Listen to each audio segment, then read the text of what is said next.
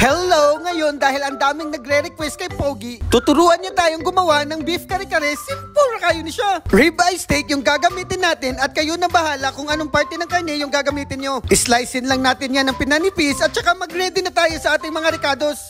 Pag kare-kare guys, alam naman natin kung ano yung mga damo na ihalo natin. Meron siya mga pichay, talong at saka batong. Chip, ano po yung batong kung sa Tagalog? Sitaw ba? At yan na yung mga damo na gagamitin natin sa ating kare-kare. Simulan na natin yung pagluto. Maglagay lang tayo ng baby oil at saka bawang. Gisahon lang nato na kadali o gisunod na nato ang sibuyas bombay. Pagluto na at mabango na yan guys, ilagay na natin yung karne.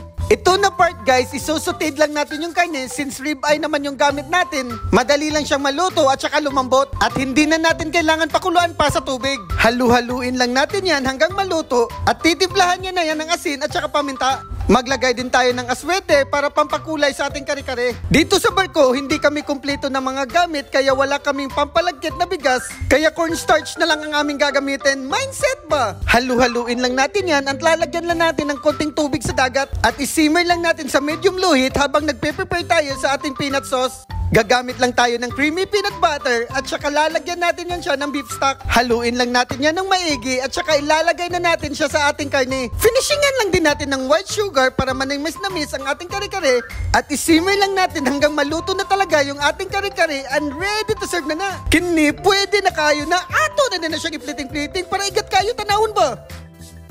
Turay, yan na yung beef kare-kare natin na gawang poging Batanggenyo. Grabe kalamiana, oy. Kaon na batang. Ay, ari na nga pala ang aking kare-karing dinadali kanina. Oh. Tingnan nyo ako, pagkakain naman. Tingnan nyo naman ang sarsa palaang. Oh. Tingnan nyo. Oh. Ay, tunay kang pagkakasarap. Oh. Tingnan nyo. Oh. Pagkakasarap na rin.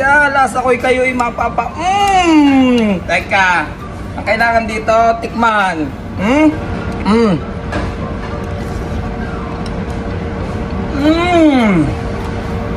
Para ka nang hindi umalis sa nasog mo.